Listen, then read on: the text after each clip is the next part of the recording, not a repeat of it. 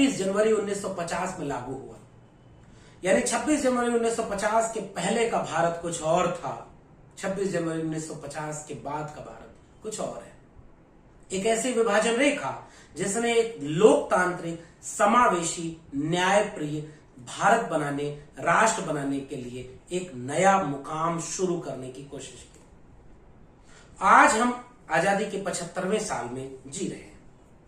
आज यहां ठहर कर बात करें तो इन संविधान लागू होने के बाद के दशकों की सबसे महत्वपूर्ण घटना जिस पर हम बात कर रहे हैं वह है मंडल कमीशन की रिपोर्ट का लागू होना।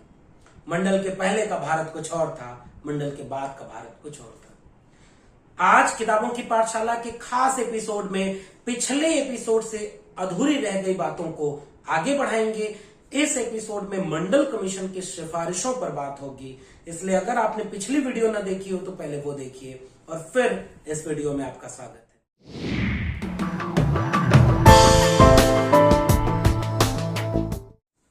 मंडल कमीशन की रिपोर्ट को अगर विस्तार में आपने अब तक पढ़ा है, फिर से कह रहा हूं, वीडियो मेरी पिछले नहीं देखे हैं तो वो वीडियो पहले देखिए। और वहां मैंने 12वें अध्याय तक बात की है कि कैसे रिपोर्ट बनी, कैसे कौन कौन से इतिहास में अब तक के पड़ाव रहे हैं और उन पड़ावों में जाति कैसे काम करती है, उनके आंकड़े कैसे थे, कैसे आंकड़े नहीं मिले, राज्यों और केंद्र में अलग अलग स्थितियां क्या क्या हैं, फिर मंडल कमीशन ने कैसे आंकड़े जुटाए हैं, सर्वे कैसे किए हैं, क्या क्या उनके पास आंकड़े मिले हैं, और फिर उस सब के आधार पर 12वें अध्याय तक का विश्लेषण आपने इस पिछली वीडियो में देखा। आज उसी का भाग लेकर आपके बीच में आया हूं जिसमें हम सिफारिशों पर बात करेंगे। ये सबसे जरूरी बात है और यही वह संकेत आपको मिलेगा कि मैं ये बात क्यों कह रहा हूं कि मंडल कमीशन की रिपोर्ट का लागू होना आजाद भारत की सबसे बड़ी परिघटना थी। इसके पहले का भारत कुछ और था, इसके बाद का भारत कुछ और है। और अगर ये मंडल कमीशन की रिपोर्ट की अनुशंसाएं मुकम्मल ढंग से लागू हो जाए तो ये भारत ऐसा मुल्क तो जरूर बन जाएगा जिसमें सबको सबके हिस्से का न्याय मिले, समानता मिले। इसलिए गैर बराबरी विषमता के खिलाफ बराबरी व समानता के दस्तावेज का नाम है मंडल कमीशन। इस मुल्क के मुकम्मल होने के लिए सबसे बड़े किताब का नाम है मंडल कमीशन। गीता, बाइबल, कुरान, इन सारी किताबों को किनारे कर दीजिए। एक दो किताब अगर अपने घर में रखनी हो तो भारत के संविधान के बाद मंडल कमीशन की रिपोर्ट रखिए। आप एक बेहतर नागरिक बनेंगे, मनुष्य बनेंगे। तो आइए देखते हैं कि क्यों मैं ये बातें कह रहा हूं। वह बातें अध्याय 13 मंडल कमीशन की सिफारिशों पर आधारित है। इसमें 13वें अध्याय के सबसे पहले बिंदु में ऐसा लगता है कि अन्य पिछड़े वर्ग का उत्थान बड़े पैमाने पर गरीबी खत्म करने की व्यापक राष्ट्रीय समस्या का हिस्सा है। यानी अगर आप गरीबी उन्मूलन की बात करते हो और मंडल कमीशन की रिपोर्ट आपके जिक्र में नहीं है तो फिर आपकी बात बेकार है। यह केवल आंशिक रूप से सत्य है क्योंकि गरीबी आप बिना जाति को खत्म किए नहीं खत्म कर सकते। ओबीसी का वंचित या पृथक होना व्यापक राष्ट्रीय मसले का एक विशेष मुद्दा है। यहाँ बुनियादी सामाजिक और शैक्षणिक रूप से पिछड़ापन और गरीबी जाति आधारित बाधाएं हैं। यह बाधाएं हमारे सामाजिक ढांचे से जुड़ी हुई हैं। इन्हें खत्म करने के लिए ढांचागत बदलाव की जरूरत है। मंडल कमीशन के सिफारिशों की पहली बात ढांचागत बदलाव। अगर आप इंस्टीट्यूशनल चेंज नहीं लाते, आप पूरे सिस्टम को चेंज नहीं करते तो आप न तो गरीबी मिटा सकते हैं, न भ्रष्टाचार मिटा सकते हैं, न सबको न्याय दे सकते हैं। इसलिए जो लोग जाति पर बात किए बिना न्याय, गरीबी, भुखमरी, बेकारी मिटाने की बात करते हैं वो उथला है।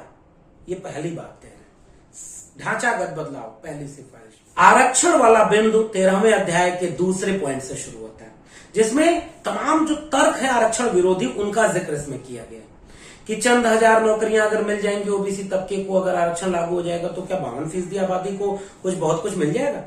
फिर दूसरा तर्क है कि भाई जो पहले से मजबूत लोग हैं वही आरक्षण का लाभ लेंगे, बाकी लोगों का मनोबल गिरेगा। तीसरे बिंदु में सिफारिश कह रही है कि उपरोक्त सभी तर्क वितर्क विचारों के आधार पर है, उचित है, मगर यह तर्क अभिजात्य वर्ग के हैं जो अपना विशेषाधिकार बनाए रखना चाहता है।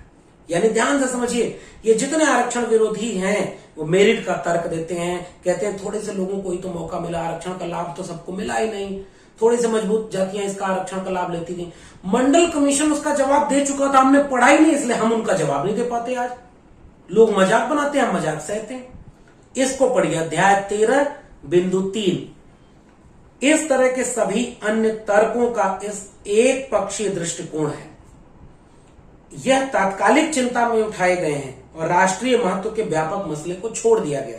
बिंदु 4, हमारा यह दावा कभी नहीं रहा कि ओबीसी अभ्यर्थियों को कुछ हजार नौकरियां देकर हम देश की कुल आबादी 52% के पिछड़े वर्ग को अगड़ा करने में सक्षम होंगे, लेकिन हम यह निश्चित रूप से मानते हैं कि यह सामाजिक पिछड़ेपन के खिलाफ लड़ाई का जरूरी हिस्सा है। आरक्षण जो पिछड़े लोगों के दिमाग में लड़ी जाती है, सारी लड़ाई यहां की है। भारत में सरकारी नौकरी को हमेशा से प्रतिष्ठा और ताकत का पैमाना माना जाता है। सरकारी सेवाओं में ओबीसी का प्रतिनिधित्व बढ़ाकर हम उन्हें देश के प्रशासन में हिस्सेदारी की तत्काल अनुभूति देंगे। और आज लोग कह देते हैं कि थोड़ा सा आरक्षण, थोड़ी सरकारी नौकरी, क्यों इसके लिए लड़ रहे हो? मंडल कमीशन की रिपोर्ट पढ़िए, लड़ाई यहां लड़ी जा रही है। आपको गुलाम भी तो यहीं से बनाया गया है। झट से आपको हिंदू बना दिया जाता है, चलो मुसलमान मारो। झट से हिंदू बना दिया जाता है, चलो मंदिर बनाने। झट से हिंदू बना दिया गया, यही तो बनाया गया कि धर्म खतरे में। आप ये पढ़े होते तो आपको समझ में आता कि आपके बच्चों का भविष्य खतरे में था। पढ़िए, अभी भी वक्त है, पढ़िए। क्या कहा गया? मंडल कमीशन की रिपोर्ट की अनुशंसा करें, लड़ाई दिमाग से लड़ी जा रही। तो जो थोड़े सा आरक्षण मिलता वह मनोवैज्ञानिक रूप से पूरे समाज को आगे ले जाने के लिए प्रेरित करता। जब एक पिछड़े वर्ग का व्यक्ति कलेक्टर या वरिष्ठ पुलिस अधीक्षक होता है तो उसके पद से भौतिक लाभ उसके परिवार के सदस्यों तक ही सीमित होता है, लेकिन इसका मनोवैज्ञानिक असर बहुत व्यापक होता है। पूरे पिछड़ा समाज को लगता है कि उनका सामाजिक स्तर उल्टा उठ रहा है, इसलिए अपना आदमी अब सत्ता के गलियारों में पहुंच रहा है, यह महसूस होता है। इसलिए मानसिक शक्ति बढ़ाने के आरक्षण बहुत जरूरी है। अध्याय 13.5, लोकतांत्रिक व्यवस्था में हर व्यक्ति और समुदाय को कानूनी अधिकार है कि वह देश के शासन में हिस्सेदारी करे। ऐसी उसकी आकांक्षा भी होती है। किसी वजह से किन्हीं हालातों में ऐसा हुआ है कि देश की करीब 52% आबादी को सत्ता में हिस्सेदारी करने से करीब करीब इनकार कर दिया गया। अब इसमें जल्द से जल्द सुधार लाने की जरूरत है। अध्याय 13.6 और इस 6 में कहते हैं, क्या यह सुनिश्चित करना संभव है कि मेरिट के आधार पर चुने गए सभी सदस्य ईमानदार, कार्यकुशल, मेहनती और समर्पित होंगे? पिछली वीडियो में मैंने जिक्र किया था ना कि मेरिट के नाम पर सबसे ज्यादा बदनाम, अपमानित किया जाता है आरक्षण वालों को। यहां फिर से मंडल कमीशन की रिपोर्ट की बात कही जा रही है कि क्या मेरिट के नाम पर चुने गए लोग सबसे ज्यादा ईमानदार, नैतिक, कार्यकुशल थे? तो इस देश का अब तक बंटाधार कहां किसने किया? कितना बर्बाद किया इस देश को? मेरिट कहां गई? अध्याय 13.6। इसलिए इसमें कह रहे हैं कि मेरिट के नाम पर उच्च वर्ग के लोग केवल अपनी हेजमनी बनाए रखते हैं और नीचे वालों को अपमानित करते हैं, मेरिट का तर्क ध्वस्त करते हैं।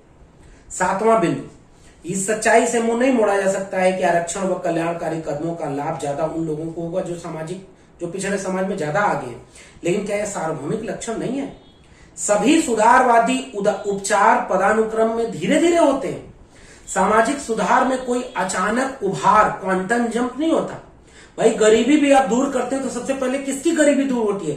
किसका आवास पहले बनता है? किन गांवों में सड़कें पहले बनी? किनके घर पर बिजली पानी सबसे पहले पहुंचा? इन सब में अगर आप देखेंगे तो विभाजन है। यह बात मंडल कमीशन की रिपोर्ट करेगी। आरक्षण का मूल लाभ यह नहीं है कि ओबीसी में समतावादी समाज उभर कर सामने आएगा, जबकि पूरा भारतीय समाज असमानताओं से भरा पड़ा है। लेकिन आरक्षण से निश्चित रूप से ऊंची जातियों का सेवाओं में कब्जा खत्म होगा। मोटे तौर पर ओबीसी देश के शासन प्रशासन में थोड़ी हिस्सेदारी प्राप्त करेंगे। अध्याय 13.8, जब अंग्रेजों ने भारत छोड़ा था तब भी तमाम लोग ऐसे थे जिनका दिल दुखा था। ओबीसी के लिए आरक्षण से तमाम अन्य लोगों का कलेजा दुख रहा है और दुखेगा, जैसे अंग्रेजों के छोड़ने पर तमाम लोग परेशान थे। दक्षिण अफ्रीका में जब काले लोग दक्षिण अफ्रीका में रंग भेद के खिलाफ आवाज उठाते हैं तो सभी श्वेतों का कलेजा सुलगता है। अगर भारत में उच्च जातियों की 20% से भी कम आबादी शेष आबादी पर सामाजिक अन्याय करती है तो निश्चित रूप से निचली आबादियों का कलेजा सुलगता है। इसलिए जो नीचे के तबके को वंचितों शोषितों का असंतोष है, यह असंतोष बहुत भारी है और बाकी के लोग कुतर्क करते हैं, इनके पास तर्क है। बिंदु 9, हकीकत यह है कि हिंदू समाज हमेशा से आरक्षण की बहुत सख्त व्यवस्था चलाता रहता है। आरक्षण की व्यवस्था जाति के माध्यम से अंगीकार की गई है। यानी जात व्यवस्था बनाई ही गई है कि थोड़ी सी जातियों को आरक्षण का लाभ मिलता रहे। हजारों साल से उन्होंने इसका लाभ लिया। एकलव्य को अपना अंगूठा और शंभू को अपनी जान गंवानी पड़ी क्योंकि उन्होंने दूसरी जातियों का काम करने की कोशिश की। उनके द्वारा किया गया काम दूसरी जातियों के लिए आरक्षित था। उन्होंने आरक्षण के जातीय कानून को तोड़ा था। ओबीसी के आरक्षण के खिलाफ मौजूदा कोहराम में हंगामा करने वाले खुद के बनाए नियम का पालन नहीं कर रहे। लाभार्थियों का नया वर्ग सामने आने से उन्हें तकलीफ है, उनका विरोध हो रहा है। यह है मंडल कमीशन की सिफारिशों में। आरक्षण की योजना और मात्रा, अध्याय 13.10 अनुसूचित जाति और जनजाति के लिए 22.5% आरक्षण है उनकी जनसंख्या के अनुपात में। जो अगला बिंदु है यानी अध्याय 13 का 22वां बिंदु, यह सबसे महत्वपूर्ण है। पिछले अध्याय यानी 12वें अध्याय के 22 नंबर पैरा में हिंदू और गैर हिंदू ओबीसी की आबादी कुल आबादी की करीब 52% बताई गई। इसी के मुताबिक केंद्र सरकार के सभी पदों पर ओबीसी के लिए 52% आरक्षण होना चाहिए। पूरा वाक्य ध्यान से देखिए। इसी के मुताबिक केंद्र सरकार के सभी पदों पर ओबीसी के लिए 52% पद आरक्षित होने चाहिए। मंडल कमीशन की रिपोर्ट 52% आबादी को 52% आरक्षण की बात कर रही है। कराओ 2021 में जनगणना, और अगर 60% ओबीसी हैं तो इस देश का हर एक सरकारी निजी सब कुछ 60% हिस्सा ओबीसी को मिलना चाहिए। संसोपा ने बांधी गांठ, सोशलिस्टों में बांधी गांठ, पिछड़ा पावे सब में सा। लेकिन यह प्रावधान उच्चतम न्यायालय के तमाम फैसलों के खिलाफ जाता है जिसमें यह निर्धारित किया गया है कि संविधान के अनुच्छेद 15(4)(16)(4) के तहत आरक्षण की कुल मात्रा 50% के नीचे होनी चाहिए। इसे देखते हुए ओबीसी के लिए आरक्षण SC/ST के निर्धारित 22.5% आरक्षण को जोड़कर 50% से नीचे होना चाहिए। कानूनी बाध्यताओं को देखते हुए आयोग ओबीसी के लिए सिर्फ 27% आरक्षण दिए जाने की सिफारिश करता है, यद्यपि अन्य पिछड़े वर्ग की असल आबादी इस आंकड़े के करीब दोगुनी है। अध्याय 13.22 अध्याय 13 के अगले बिंदुओं में जब आप देखेंगे कि वहां से सिफारिशें जो की गई हैं उन सिफारिशों को आगे बढ़ाया गया है कि कई राज्यों में ओबीसी को 27% से ज्यादा का आरक्षण मिला है, वह लागू रहेगा। फिर वो कह रहे हैं कि आरक्षण कैसे लागू होगा, उसमें सबसे महत्वपूर्ण बात, खुली प्रतिस्पर्धा में मेरिट के आधार पर चुने गए ओबीसी लोगों को 27% में समायोजित नहीं किया जाएगा, यूआर में रखा जाए। दूसरा बिंदु, उपरोक्त आरक्षण सभी स्तरों पर प्रमोशन कोटे में भी लागू किया जाए, यानी प्रमोशन में रिजर्वेशन, मंडल कमीशन की सिफारिश। तीसरा बिंदु, अगर आरक्षित कोटा खाली रहता है तो इसे 3 साल तक आगे बढ़ाया जाना चाहिए, उसके बाद इन्हें अनारक्षित किया जाए। लेकिन बाद में तमाम जजमेंट ऐसे आ गए कि भाई अब रिजर्व कोटे को रिजर्व नहीं कर सकते।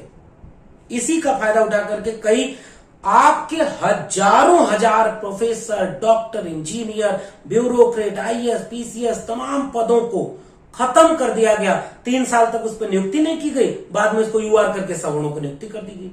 आप जाइए, हिंदू खतरे में था, अब जाइए धर्म बचाने, मंदिर बनाने, यहां देखिए क्या क्या खेल हो गए, कितने पोस्ट आपकी खत्म कर दी गई। अब तनी कानूनी प्रावधान आ गए हैं, फिर भी आपको नहीं पता।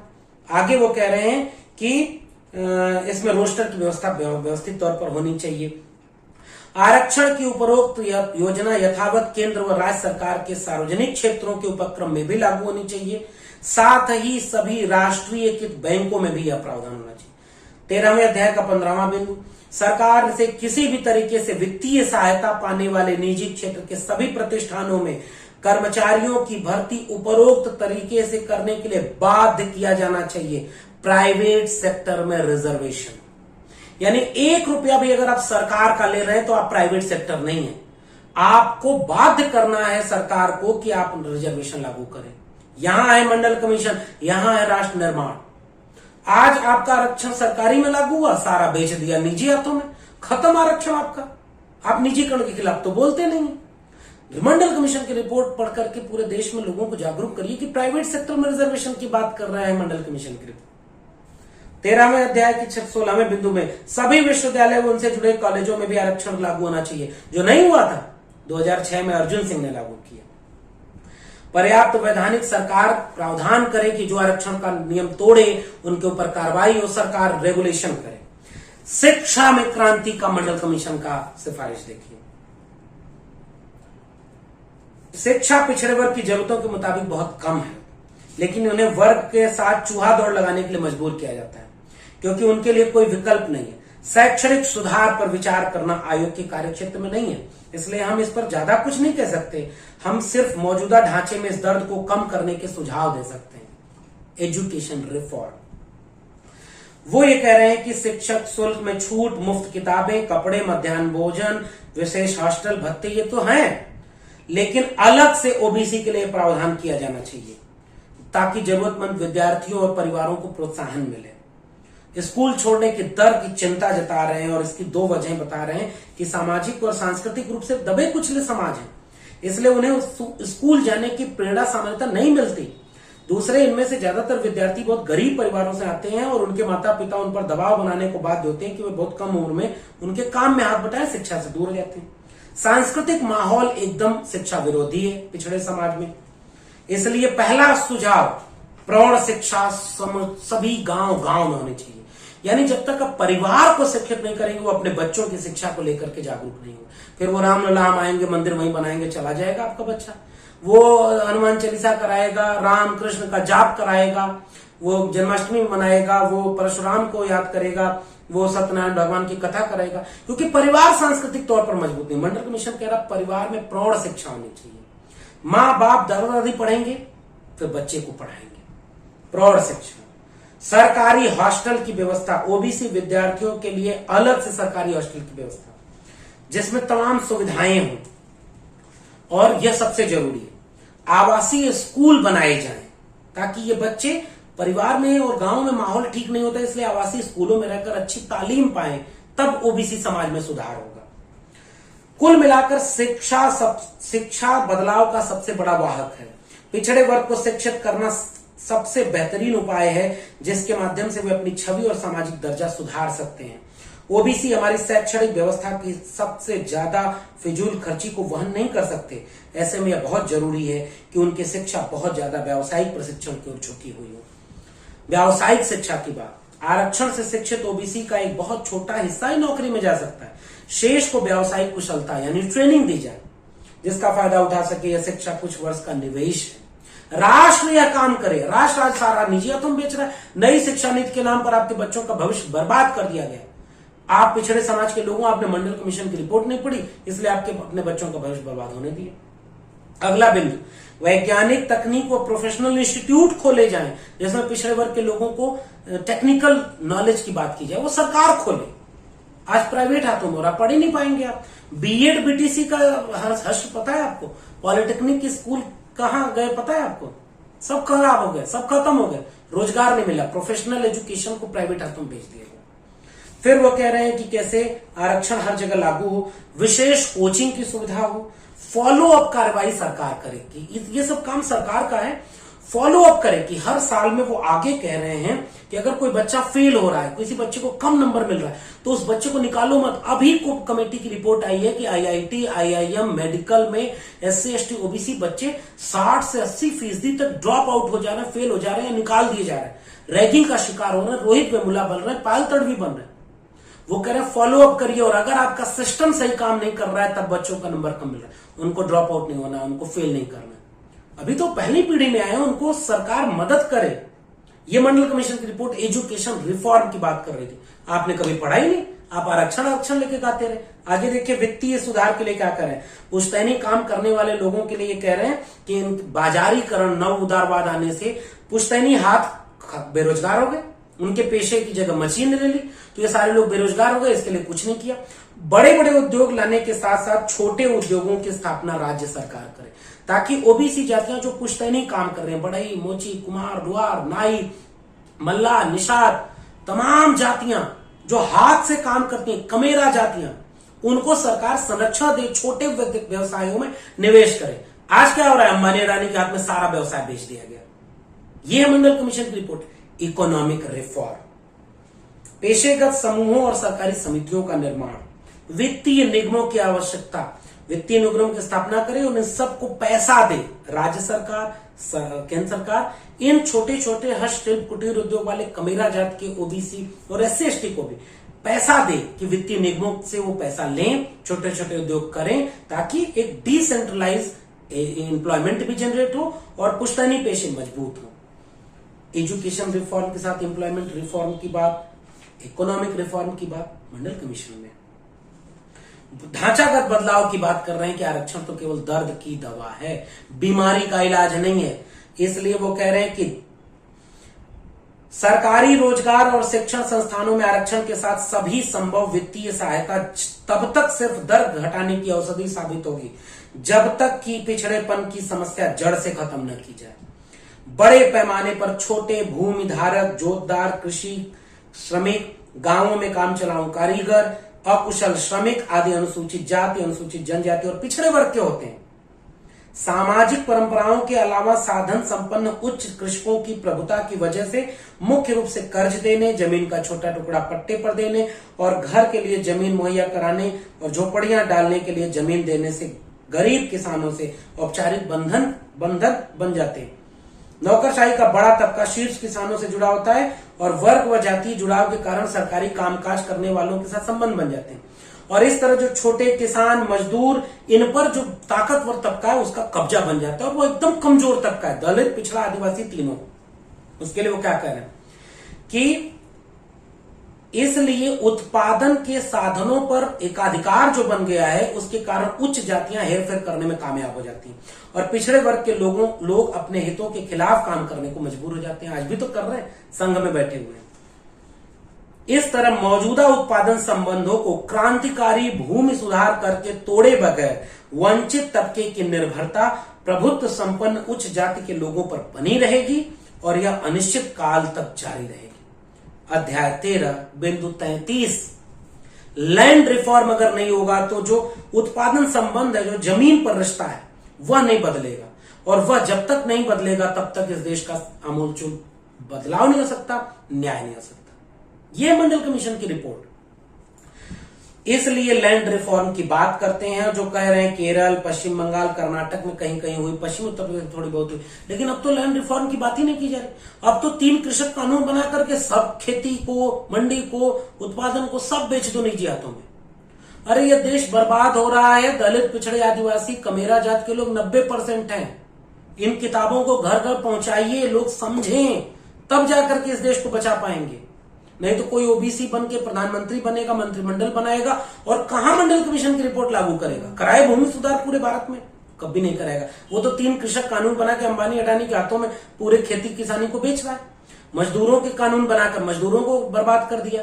शिक्षा में नई शिक्षा नीति बना करके land reform, education reform, economic reform Mandal commission कह रहा है और हमारे देश में ओबीसी प्रधानमंत्री, ओबीसी कैबिनेट बना करके न जाति जनगणना करा रहा है, न आंकड़े सार्वजनिक करा रहा है। लैंड रिफॉर्म की बजाय लैंड को निजी हाथों में बेच रहा है। एजुकेशन रिफॉर्म की बजाय एजुकेशन को नई शिक्षा नीति के नाम पर निजी हाथों में बेच दिया। कहां है आप? मंडल कमीशन की रिपोर्ट पढ़ तो लेते, एक बार आगे पढ़ लीजिए थोड़ा सा। भूमि सुधार की बात करने के बाद वो कह रहे हैं कि जो छोटे छोटे पेशे हैं, मछुआरा, बंजारा, बांसपुर, खटवारा, इन सबको बहुत कमजोर स्थिति में है। पिछड़ा वर्ग विकास निगम की स्थापना की जाए और इन सारी जातियों को अलग अलग नुमाइंदगी देके अलग अलग उनको मौका दिया जाए, वित्त दिया जाए ताकि ये मुख्य धारा में आ सके। केंद्रीय सहायता की बात की जा रही है। केंद्र सरकार राज्यों पर नियंत्रण रखे, केंद्र सरकार राज्यों को बजट दे, राज्य केंद्र दोनों मिलकर के इन तमाम वित्तीय निगमों और इन सबको बजट दे ताकि व्यवस्था विचार रूप से चल सके। ये 39वां सुझाव है। और 40वां सुझाव क्या है कि यह पूरी योजना 20 साल के लिए लागू हो और हर 10 साल पर एक पीढ़ी एक इस चक्र में सामाजिक जागरूकता लाएगी और फिर अगली पीढ़ी पर जागरूकता ट्रांसफर करेगी। कम अवधि में की गई कोई भी समीक्षा मनमानी होगी और इससे हमारी सिफारिशों के असर का उचित संकेत नहीं मिल सकेगा कि ओबीसी के दर्जे और जीवन शैली में कोई बदलाव हुआ या नहीं। यानी पहले तो 40 अनुशंसाएं लागू करते, फिर इनकी समीक्षा करते। आरएसएस प्रमुख अचानक बीच में बोल देता आरक्षण की समीक्षा होनी चाहिए। भाई इस देश में कब यह जनता, वंचित, शोषित, कमेरा जात के लोग कॉलर पकड़ के पूछेंगे आरक्षण दिया ही कहां जो समीक्षा करोगे? मंडल कमीशन की रिपोर्ट लागू ही कहां हुई जो इसकी समीक्षा करने लगे? इसलिए 13वां अध्याय बड़े बड़े पोस्टर पर निकाल करके 40 बातें घर घर ओबीसी के घरों में कैलेंडर की जगह टांग दीजिए। ये मंडल कमीशन की रिपोर्ट आपके बच्चों का वर्तमान और भविष्य सब बचाएगी, वरना कुछ बचेगा नहीं। आखिरी अध्याय में इसका सारांश लिखा गया है कि कैसे पूरा मंडल कमीशन की रिपोर्ट लागू हुई थी। और इस किताब के सबसे आखिर में जो वर्तमान में तमाम राज्यों की आरक्षण की स्थिति है वो देखिए आपको मिलेगी देखने को। पूरे राज्य, तमाम राज्यों में तो ओबीसी आरक्षण, दक्षिण भारत पेरियार की जमीन, फूले की जमीन में आबादी अगर 60 से 70% पिछड़ों की थी, 80%, तो उन्होंने आरक्षण भी 50% ले लिया। और उत्तर प्रदेश, बिहार में, मध्य प्रदेश में, राजस्थान में, झारखंड में पिछड़े लोग जागरूक ही नहीं। वो कभी हिंदू बन जाते हैं, कभी मंदिर बनाने जाते हैं, कभी भगवा लेके घूमते हैं। अरे भैया, आपको आरक्षण नहीं मिला, आपको मंडल कमीशन की रिपोर्ट लागू नहीं होने दी गई। तो ये आखिरी पन्ने जो आपके सामने है ना, ये पूरे भारत के आंकड़े बता रहे हैं। देखिए, जहां जागरूक लोग हैं वहां आरक्षण ज्यादा है। ईडब्ल्यूएस आने के बाद आरक्षण 60% हो गया है। अब तो आंख में आंख डाल करके कहो कि 15% सवर्णों को 10% आरक्षण दे दिया, 5% और दे दो। 50 पहले जाति जनगणना करा लो, पता तो चले 15 है कि 10 ही बचे, 12 बचे। जाति जनगणना कराओ। मंडल कमीशन की रिपोर्ट कह रही है कि 1931 के बाद आपने जाति जनगणना नहीं कराई, 2021 में जाति जनगणना कराओ। जितनी आबादी इसकी है उतनी आबादी इसको आरक्षण दे दीजिए, मंडल कमीशन की रिपोर्ट कह रही है। इसलिए जाते जाते आपसे अपील है कि मंडल कमीशन की इन 40 सिफारिशों को बड़े बड़े कैलेंडर में, तख्तियों पर लगा दीजिए, अपने घर में दीवारों पर लिख दीजिए मंडल कमीशन की रिपोर्ट क्या कहती है। जाति जनगणना करानी चाहिए, दीवारों पर, देश भर की दीवारों पर लिखवाइए। और जितनी जिसकी संख्या भारी उसकी उतनी हिस्सेदारी। अब अपनी हिस्सेदारी मांगिए, ये देश बन जाएगा। आपको ये बातचीत कैसी लगी नीचे कमेंट बॉक्स में जरूर बताइएगा। अगर आपको ये बातचीत जरूरी, अच्छी और सही लग रही है तो चैनल को सब्सक्राइब करिए। डॉक्टर लक्ष्मण यादव नाम से सामाजिक न्याय की पाठशाला चल रही है। जैसे आप उत्साहवर्धन देंगे हमें हिम्मत मिलेगी। दुश्मन आलोचना ज्यादा करता है, चाहने वाले तारीफ कर रहे, ये जरूरी नहीं, लेकिन चाहने वाले बात को आगे बढ़ाएं, ये जरूरी है। इसलिए शेयर करिए इस वीडियो को, चैनल को सब्सक्राइब करिए, घंटी का बटन दबाइए और जो भी आप कहना चाहते हैं नीचे कमेंट बॉक्स में जरूर करिएगा, कहिएगा। तब तक मिलते हैं किसी और वीडियो पर, किसी और जरूरी बातचीत पर। बहुत बहुत शुक्रिया।